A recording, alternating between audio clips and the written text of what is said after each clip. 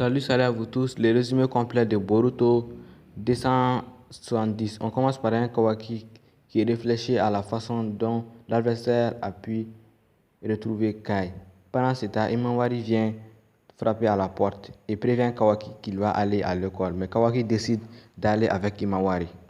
Arrivé à l'école, les élèves préparent une surprise pour leur maîtresse adorée. Kawaki est chargé de tirer la corde au moment où les maîtresses entrent en classe. La maîtresse Anna arrive et Kawaki qui est chargé de tirer la corde, mais celui-ci tire un peu trop fort et gâte la surprise. Mais néanmoins, la maîtresse était très contente et espère faire mieux cette année afin d'être un meilleur enseignant. Dès la fin de la cour, la maîtresse Anna décide de rentrer chez lui. Il était très content.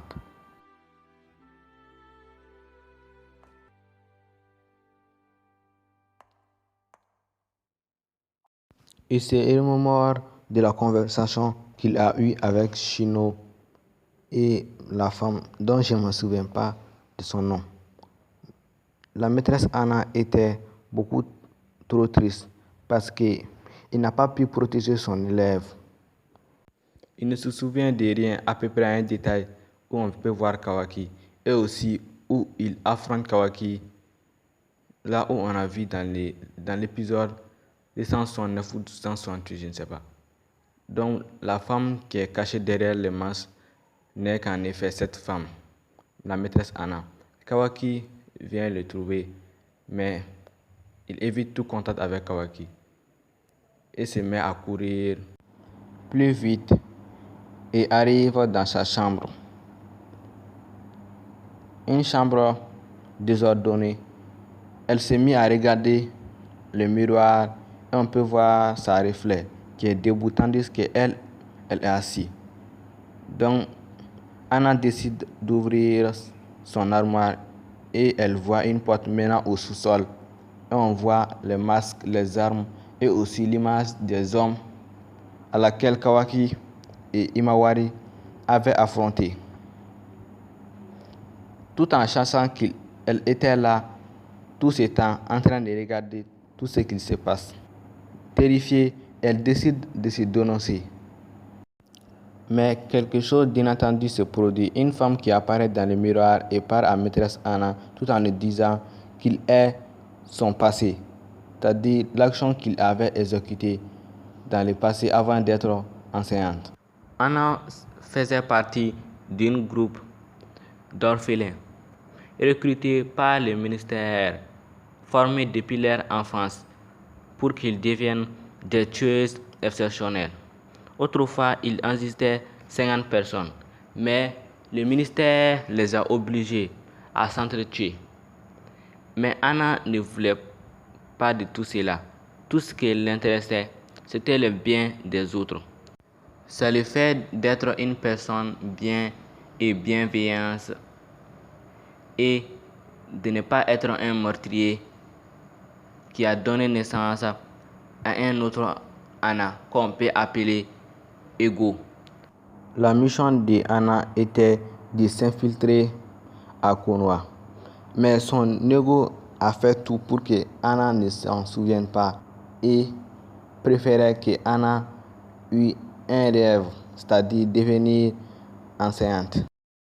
Mais tout ça n'était qu'une illusion en effet, car Anna n'était pas au courant de tout cela. Le démon Anna lui avait lavé le cerveau.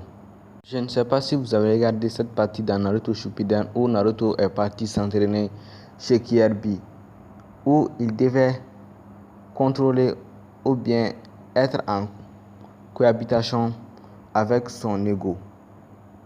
C'est la même chose que pour Anna. C'est sous toute cette tristesse et toute cette bienveillance qui a donné naissance à son ego.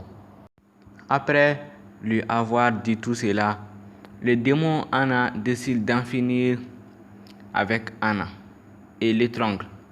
Mais Anna arrive à se défendre et les deux s'affrontent en taijutsu. Mais malheureusement, Anna n'arrive pas à le vaincre. Et on peut voir le démon Anna qui prend possession. Himawari prévient Kawaki que le dîner est prêt, mais Kawaki a l'air préoccupé par quelque chose et se dit que toutes les attaques ont été prévues de l'avance, ainsi que l'explosion. On dirait que Kawaki a peut-être une idée. Et on peut voir le démon Anna qui se présente devant les élèves. Sous son air de gentillesse se cache un démon prêt à tout pour capturer Kai et détruire Kawaki. Kai décide d'aller chercher son cartable en classe, mais le démon Anna décide lui aussi de le suivre, afin de la tuer. Mais la maîtresse Anna prit les possessions et il se coupe la main. Heureusement, Kawaki et Himawari sont là et Kawaki voit le sang. Mais le démon Anna s'excuse. Le démon décide d'enchaîner Anna. Kawaki et Himawari et Kai arrivent presque à la maison de Kai. Kawaki semble avoir une idée sur l'identité de la personne. Et voilà la preview. On peut dire que la preview c'est en anglais, mais j'ai déjà mis la preview en français. Je mettrai la preview en français. On est presque à la fin de cette vidéo. Nous allons peut-être résumer la vidéo un peu et discuter un peu des parties à laquelle j'ai aimé et je n'ai pas aimé. Bon, on peut dire que bon, j'attends quand même l'arc code. Depuis ces derniers temps, Boruto m'a un peu déçu dans les mangas. Bon, l'anime, quand même je suis parce qu'il peut peut-être y avoir une éclipse. Bon, l'anime quand même est un peu sympa.